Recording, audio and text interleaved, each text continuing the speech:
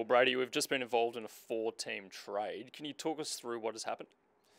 Yeah, it's a pretty big trade. It's obviously been going for 4 or 5 days, and to get to this point, we feel that all clubs have come out of it with what they were seeking to achieve. Obviously, we lose Jason Horne-Francis out of this trade. It's not a decision we take lightly. We obviously used pick 1 on him last year, but we've got a player that's incredibly homesick. It's very important for him to get back to South Australia. We felt that we probably wouldn't get the best footy out of him next year if we were to keep him to his contract. So it was a decision that we made that led to doing this trade today, which we think we've come out in a pretty favourable position. And what was the main reason for wanting to trade out our first round selection this year as well? Yeah, so obviously pick 1 was involved in this trade as well. It's all based on how you rate the draft pool, and our rating of the draft pool this year has got 3 players at the top end that we have rated very evenly. Our thought process was that by doing this trade, it gives us the opportunity to take 2 of our best 3 players rather than 1 of our best 3 players.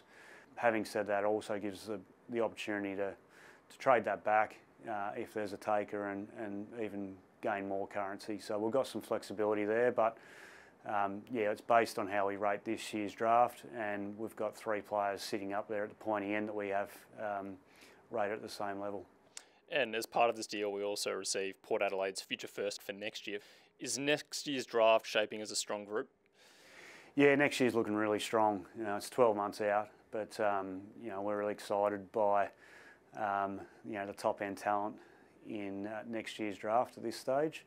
So our theory the whole time has been that if we can be picking at the pointy end in this year's draft and next year's draft and bring in mature age talent as well, that's what we're seeking to do.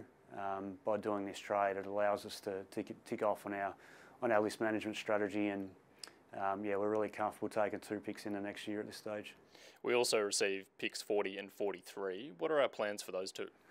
Yeah, so 2 other picks in the 3rd round. Those 2 picks will come in 5 or 6 spots, given that Brisbane picks are likely to fall off the table once they match bids for a couple of players that are really talented players that they're going to acquire during this draft. So, we've got some flexibility there to put them together and move them up, or we could trade them out into future as well. But they're good picks, and we'll be happy to pick there as well.